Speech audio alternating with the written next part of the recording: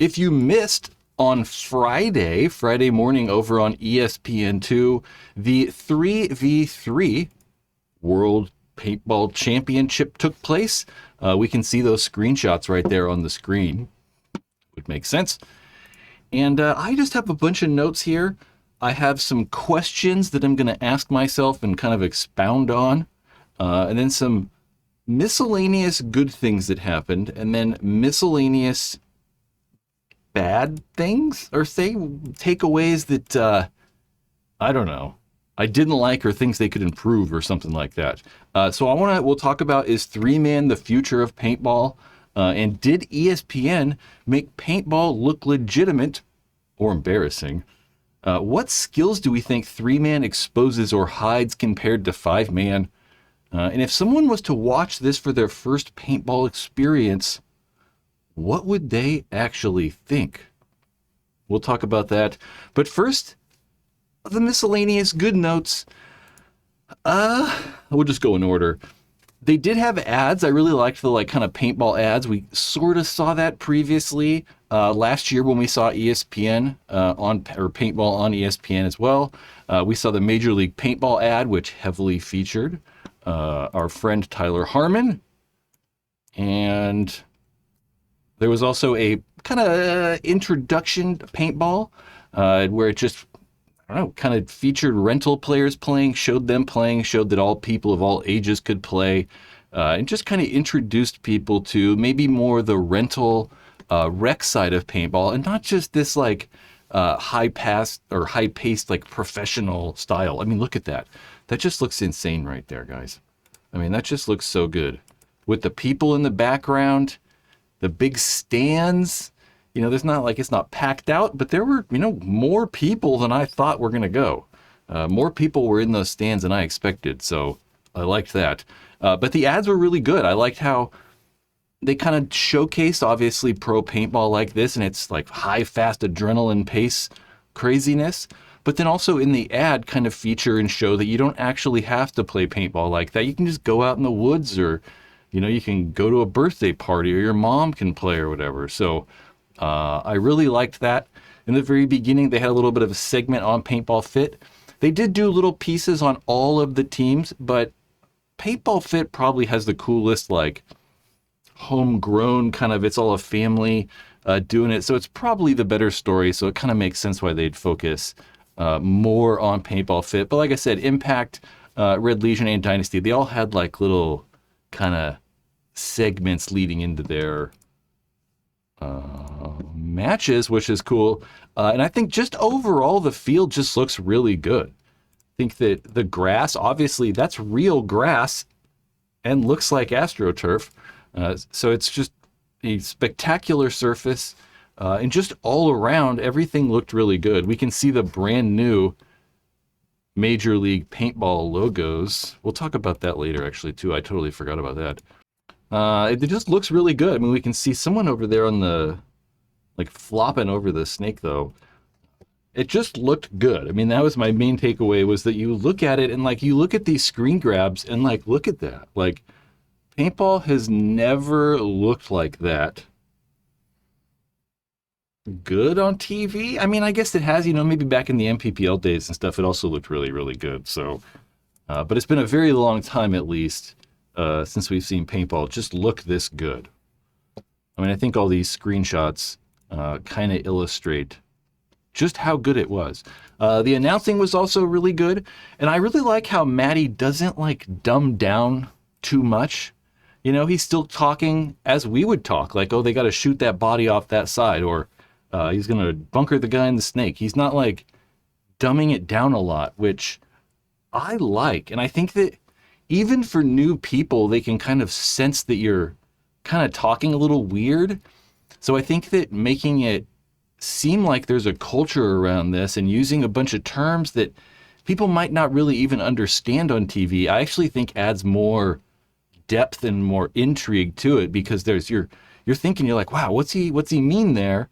And you're like, wow, there's actually a whole culture around this and a whole bunch of stuff. So I like how Matt does still a good job at, I think, explaining it to the average person, but as well, just kind of doesn't dumb it down too much. I really miss Todd. I really like seeing Todd Martinez back in the booth. It's super cool. Just wish we'd see him more. Mike Jeffrey on the sideline also did a great job. We just saw him for a few split seconds, though, right there, doing a sideline interview with Tyler Harmon right there. So he wasn't in much, but, sideline interviews did a good job. My next note is the stands were freaking crazy. Yeah, it's just really cool to see lots of people actually show up. Obviously, right there's not lots of people, but lots of people for what I thought or what I was expecting. It was neat to hear people cheering. You could actually hear people in the background kind of cheering and stuff, which was really cool. Just makes it feel more exciting and feel like it means more on TV, because there's no one there and no one cares. Who cares? But if there's people there cheering, it just kind of makes it feel like a bigger deal. The net was kind of set up a little crazy. We'll come to a slide. Here's a good one, actually. So you can see those like big cranes or big like boom lifts or whatever those things are called on the side actually holding the net up. So there's no poles. Like you see the whole entire sideline. There's just no poles. There's no seam in the net. It's really kind of interesting. Like I don't know if I've ever seen that. So just having like no poles and stuff also makes the whole thing look a little bit cleaner. And I think overall just kind of a little bit more professional. Obviously having those big like cranes or whatever kind of awkwardly placed on the sides is a little weird.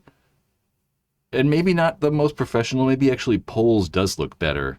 It just maybe looks a little bit more put together. But I really like how there's no like obstruction. I like that camera angle quite a bit. We'll just go back to that since I'm going to talk about it. This camera angle was really cool, how it was so high up in the air. And we kind of experienced that, though, with Go Sports. Go Sports does have the drone camera that they're putting up really high. But the problem with the drone is, it's a drone camera. I thought I was going to have more like heads down. There we go. It's a drone camera. So this camera is just better. It's a mounted fixed camera, but it's really high. So Go Sports or Major League Paintball Plus, getting that camera that high in the air is just kind of a feat in itself. But I really did like this camera angle they did have. One of the problems, actually, we're not going there yet. I think overall the cameras and sound, everything looked good. There weren't any like crazy glaring issues. I think overall, yeah, overall quality was good. Those are my good notes. I do have the bad things. Overall, though, it's actually not bad. 3 things, though. I think that the camera's right. Like, I like that top-down camera angle. But there wasn't a lot of switching, right? I think that during the action, they really wanted to stay on that overhead angle, which, is normal, right? We see that in all sports. No matter what sport you watch, they're pretty much stationary on that, like, top-down kind of overhead angle. And while that's good, I think that in paintball that serves a purpose and we should be doing that. I think having people that understand paintball really well and a lot of camera angles and being able to switch to the right camera angle at the right time to capture action really is the way to do it. And most of the time when we saw any of the interesting camera angles like that, back corner snake camera angle, we never really saw it except for in replays, which I understand, they don't want to switch to a camera where nothing's happening, but I think in paintball, you kind of have to take that risk and, switch to a camera angle maybe when nothing's happening. So I think that they didn't utilize the cameras well enough or have enough of them. For what reason? I don't know. Go Sports, they have the cable camera, which I really like. The cable camera is fantastic. They have the back center shots where you can see like where the people are shooting and going off back center. I like those a lot.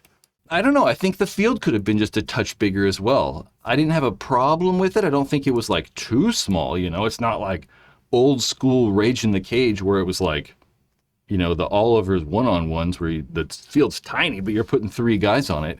It wasn't like too small, but just I don't know, just a bit bigger, maybe like 10 feet longer on the sides or something like that. Just a little bit more, maybe a few more bunkers just to kind of, I don't know, make it a little more interesting because I felt like this layout, what was cool about the 3-on-3 before was there were so many options. Whereas it's like, okay, shoot in back center and go to the can and then go to the corners. Like there's not a ton of options like we saw before.